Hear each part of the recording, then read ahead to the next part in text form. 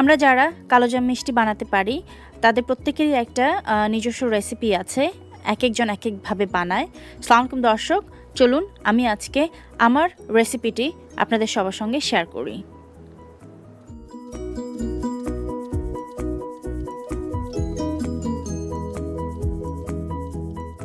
আমি খুব সিম্পলভাবে সবসময়ই আমার রেসিপিগুলোকে রাখার চেষ্টা করি, খুব সহজে এবং অল্প ইনগ্রেডিয়েন্টসে কীভাবে করা যায়।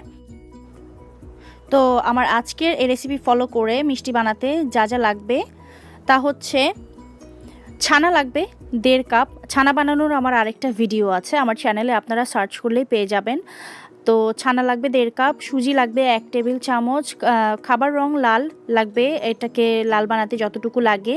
ঘি লাগবে 1 টেবিল চামচ, ভাজার জন্য তেল 2 টেবিল চামচ, শিরা বানানোর জন্য 2 কাপ চিনি, 5 কাপ পানি এবং 2-3টা এলাচ। তো এখানে 1.5 কাপ ছানা আছে। ছানাটাকে ভালো করে মথে নিতে হবে। 1 চিমটি পরিমাণ আমি চিনি দিয়ে দিচ্ছি এবং 1 টেবিল চামচ সুজি আমি এটাতে দেব এবং কয়েক ফোঁটা তেল, 1 থেকে 2 ফোঁটা তেল, শুধু এটা যেন একটার সাথে আরেকটা না লেগে যায় এবং বানানোর সময় যেন হাতে স্টিক না হয়ে যায় সেই জন্যে। এবং 1 টেবিল চামচ সুজি আমি এখানে দিয়ে দিব এবং ভালো করে মথে নিতে হবে। খাবার রংটা আপনারা অল্প করেই প্রথমে দেবেন এবং আমরা ছোটোবেলা থেকে আসলে কালোজাম মিষ্টি ভিতরে লাল দেখেই অভ্যস্ত, যদিও খাবার রং আসলে না দিলেই ভালো, খাবার রং না খাওয়াই ভালো। তারপরেও যেহেতু এটা আসলে আমরা সাইকোলজিক্যালি ওইভাবেই ছোটোবেলা থেকে দেখে আসছি, বাট কেউ যদি না দিতে চান সেটাও ভালো, সেটাও অসুবিধে নেই, শুধু টেস্ট একই হবে, শুধু ভেতরে লাল হবে না। যাই হোক, এভাবে ভাজার জন্যে তেল নিয়ে 1 টেবিল চামচ ঘি আমি এখানে দিয়ে দিচ্ছি। অনেকে পুরোটাই ঘিতে ভাজে, তো সেটা একটুখানি এক্সপেন্সিভ হয়ে যায় এবং বড় যে কথাটা সেটা হচ্ছে পুরোটাই তো আসলে হেলদি না ছানা, এবং তার মধ্যে যদি আবার ঘিতে ভাজা হয় তাহলে পুরোটা অনেক বেশি রিচ হয়ে যায়। তো আমি শুধু ফ্লেভারটা রাখার জন্য 1 টেবিল চামচ ঘি ব্যবহার করি।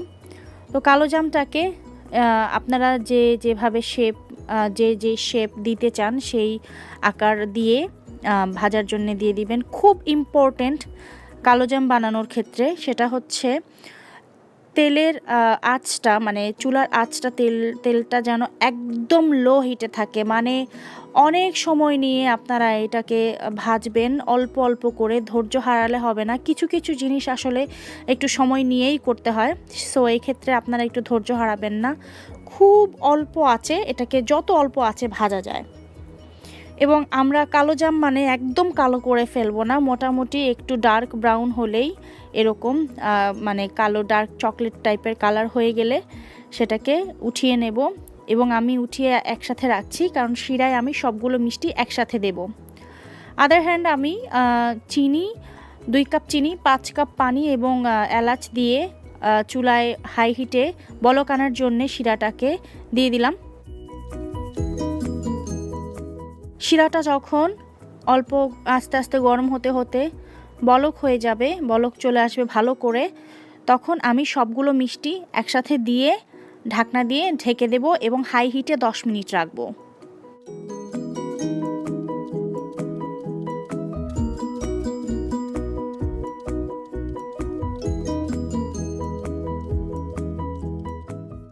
যেমনটি বললাম, সবগুলো মিষ্টি বলকানা শিরাতে দিয়ে ঢেকে আমি হাই হিটে 10 মিনিট রান্না করব এবং এরপরে মিডিয়াম লোতে আরও আধা ঘন্টা থেকে 40 মিনিট এটাকে রান্না করব।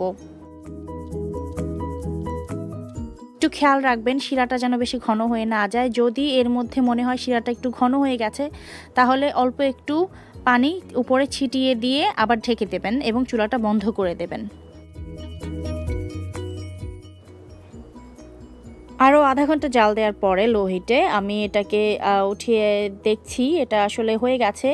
আপনারা একটু আঙ্গুল দিয়ে ট্যাপ করে দেখতে পারেন, এটা সফট হলেই আসলে এটা সার্ভ করার জন্য রেডি। আপনারা গরম গরম পরিবেশন করতে পারেন অথবা একটু ঠান্ডা করে চিল অবস্থায়ও পরিবেশন করতে পারেন।